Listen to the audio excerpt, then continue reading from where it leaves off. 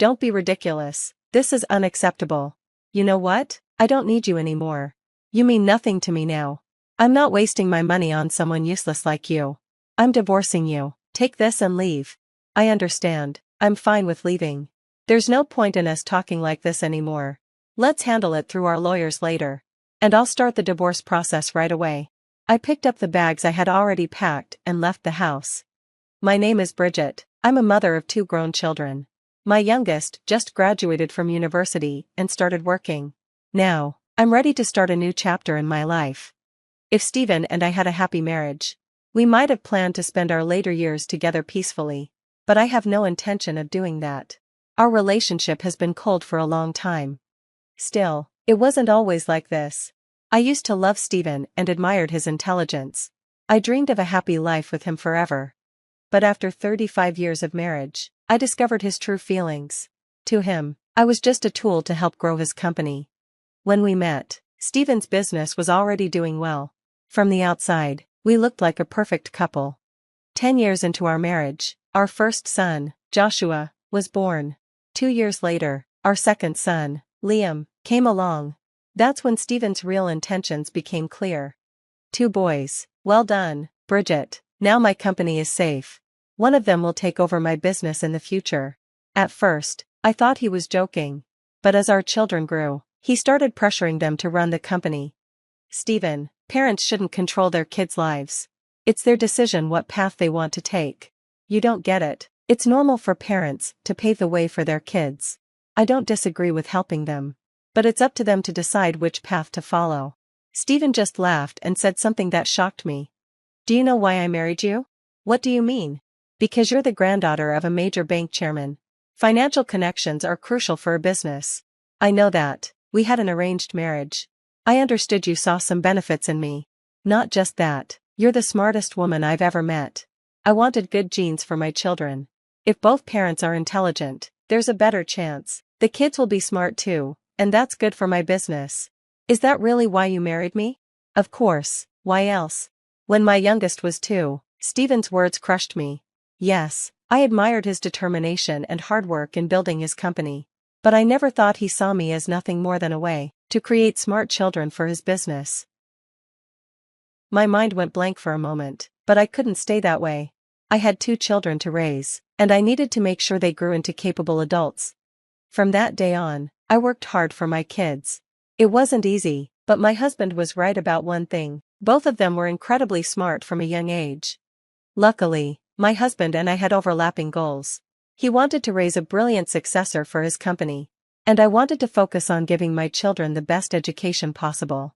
We had different reasons, but the same solution: spend money on education. To my husband, paying for their education was like making an investment. And it paid off. They became outstanding university students, just as he had hoped. One day, when Joshua, my eldest son, was in elementary school, he asked me, "Mom, do I have to work for Dad's company when I grow up?" "Joshua," I said, "it's your life. You should do what you want to do. As long as you live responsibly and don't harm others, Mommy will be happy with whatever career you choose. Remember, your life is yours, okay?" "Okay, then, Mommy, I'll tell you my secret. I want to be."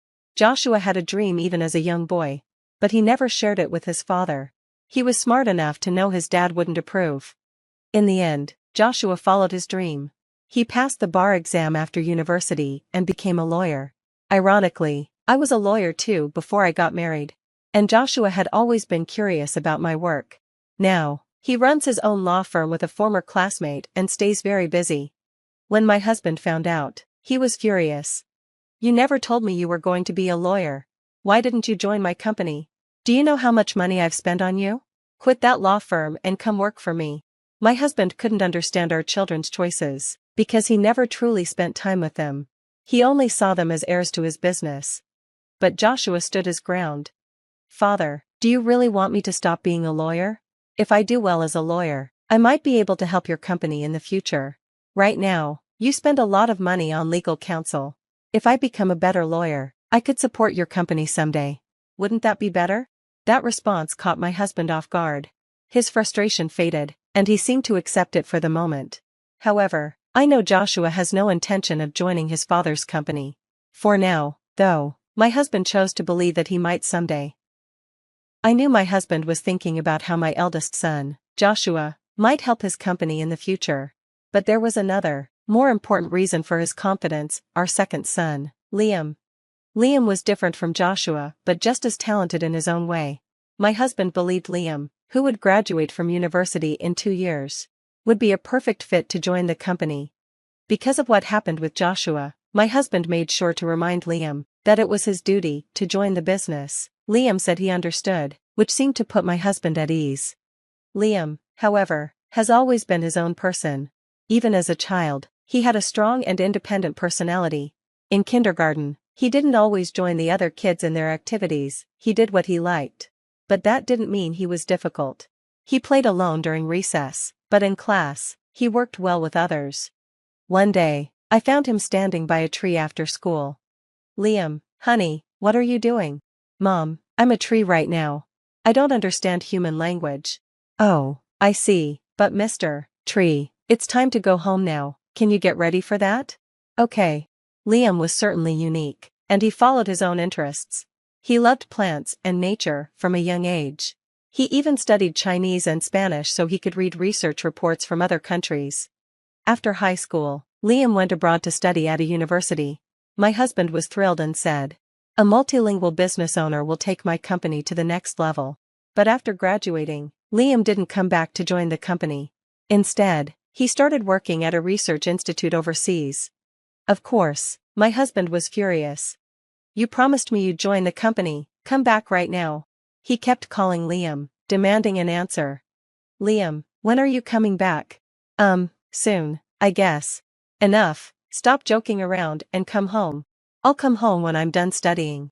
"Liam, knock it off." My husband's frustration was partly because of the company's worsening financial situation. He didn't talk to me about it, but Joshua told me the truth. I think that's why he couldn't handle what he saw as Liam betraying him. Honestly, I don't care about my husband's company. I've raised my children, and since Liam was born, my husband and I have barely spoken. I'm grateful to him for supporting our children's education. But now that they're grown, there's no reason for me to stay. I've been waiting for the right moment to divorce him. I told both of my children how I felt, and they supported my decision. With nothing holding me back, I was ready to move forward. And the opportunity came sooner than I expected. "Bridget, I need to talk to you. Take a seat," my husband said one day. "All right," I replied. He placed a file on the table and continued. "It's unfortunate how things turned out with our children. But thank you for your 35 years of hard work. Thank you as well for funding their education," I said. "So, let's think about the rest of our lives, shall we?" "Yes, let's." Without hesitation, he handed me the divorce papers. "Don't worry, I'm not leaving you with nothing," my husband said.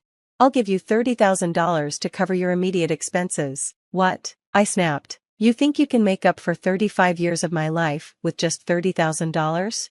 Why not? You've had a good life so far." "A good life? Are you serious? All you've ever done is push our children to take over your company. They have their own dreams." "Enough, I've paid for everything, so it's only fair." "No, it's not. Parents should invest in their children's futures. But not to force them into a life they didn't choose. You and I see the world so differently, it's been unbearable living with you. Don't act high and mighty, you should be thankful for the money. I want proper compensation, not your handouts. You're a businessman, you know the rules. You're offering me $30,000 for my share of everything? That's ridiculous." "Yes, you spent money on our kids, but I handled everything else for them and for you. Who made it possible for you to focus on your work all these years without a single worry? When a marriage ends, property should be divided equally, that's the law. Stop spouting nonsense. I'm not giving you a cent more. Common property is split 50-50, that's how it works." "Fine, I'll agree to the divorce, but don't expect me to roll over. We'll have the property settled properly by law." At this point, his face turned bright red, and he started yelling. "You're ridiculous, this is unacceptable. You're worthless to me now, nothing but a burden. I'm not giving my money to someone as useless as you. Take this, sign the papers, and get out of my house." "I have no objection to leaving," I replied calmly. "This conversation is pointless. We'll settle the details through lawyers. I'll take care of the paperwork right away. With that, I grabbed the luggage I had already packed and left. I went straight to my eldest son's house nearby. "So, Dad asked for the divorce?" Joshua asked when I arrived. "Yeah," I nodded. "It's happening for sure now." I picked up the divorce papers my husband had handed me. As I flipped them over, I noticed a sticky note stuck to the back. "What's this?" I mumbled, taking a closer look. Then it hit me. "Oh, is this what I think it is?" Without wasting a moment, I called Joshua and showed it to him. "I knew it," he exclaimed. "The rumors were true. Mom, you need to call the police." "What? Why?" I asked, confused. "In this case, we'll actually need to involve the IRS and the prosecutor's office." "Don't worry, I'll handle it," Joshua assured me. "But, should I still call the police?" "Yes, Mom," he said firmly. "It's important to have a record that you reported this." "Oh, okay, you're right." 2 weeks later, my husband was arrested for fraud. He had set up a fake business venture and swindled hundreds of millions of dollars from a bank. When he realized the fraud might be exposed, he even ordered his staff to destroy key documents. That sticky note on the back of the divorce papers had exposed everything. To me, my husband wasn't just someone I had been married to for decades, he was a criminal. The divorce went through shortly after his arrest. His company went bankrupt, and he had to sell off all his assets to repay the stolen money. But even then, it wasn't enough to cover the full amount. I was worried about how my eldest son, Joshua, would be affected by his father's imprisonment. But ironically, it made him a hero in the public eye for standing up and helping to expose his father's crimes. As for me, I never received my share from my broke ex-husband. Honestly, it wasn't something I was concerned with. What mattered most was helping refund the victims of his fraud. I'm not practicing law anymore, but I'm advising at my eldest son's firm. And I'm really grateful to be back in the workforce. 3 years later, my ex-husband was released from prison. My children reached out to him right away. My second son even came back home. And they both went to pick their father up when he was released. They said their father thanked them. He surprisingly refused their help, though. I'm glad to hear that, in the end, he showed some fatherly care. I've heard he's working hard now to pay off his debts in his old age.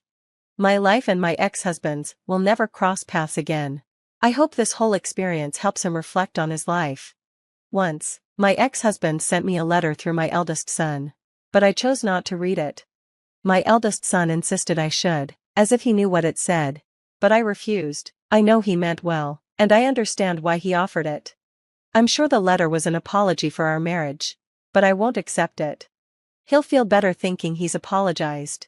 But I'm not going to make it easy for him. This is my small act of revenge, a little price to pay for 35 years of my life. Now, I want to live the rest of my life peacefully and righteously. Thank you for watching until the end. If you enjoyed this story, please subscribe to our channel. See you in the next video.